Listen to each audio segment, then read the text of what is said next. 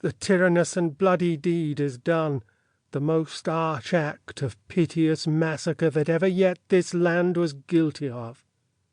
Dighton and Forrest, whom I did suborn to do this ruthless piece of butchery, although they were fleshed villains, bloody dogs, melting with tenderness and kind compassion, wept like two children in their death's sad stories. Lo, thus, quoth Dighton, lay those tender babes. Thus, quoth Forrest, girdling one another within their innocent alabaster arms. Their lips were 4 red roses on a stalk, which in their summer beauty kissed each other.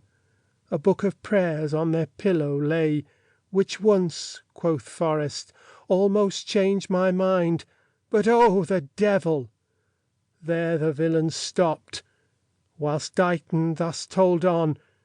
We smothered the most replenished sweet work of nature that from the prime creation ere she framed. Thus both are gone with conscience and remorse.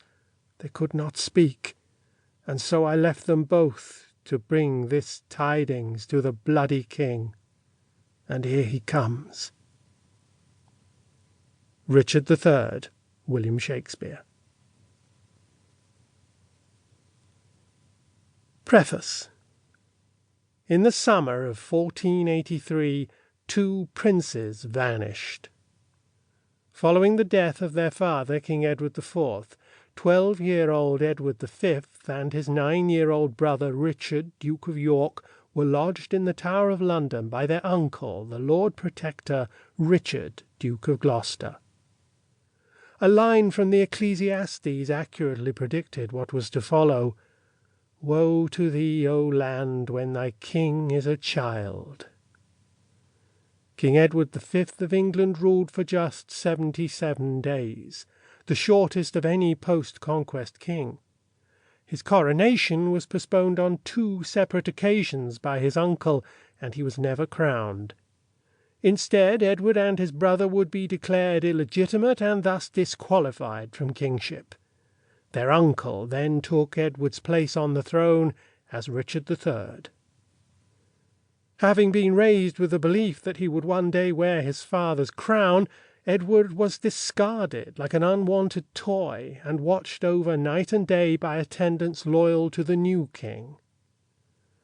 A few weeks after the declaration of their illegitimacy, the princes were seen playing in the grounds of the Tower of London with bows and arrows at hand.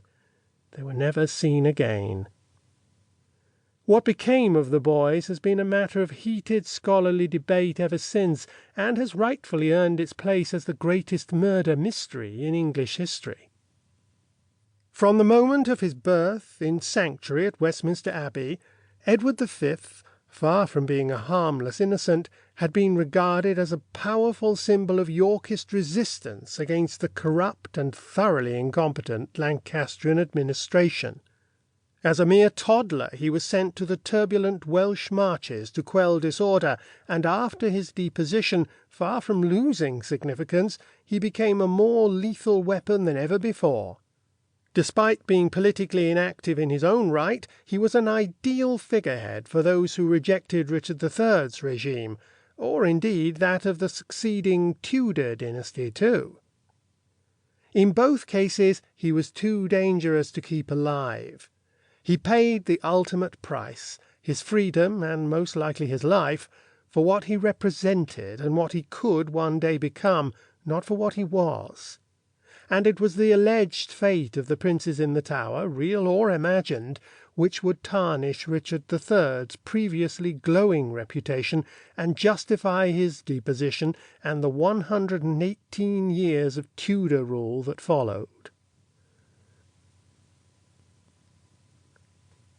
To keep listening to this audiobook, I've left you a link in the description so you can do it, at no cost thanks to Audible's 30-day free trial.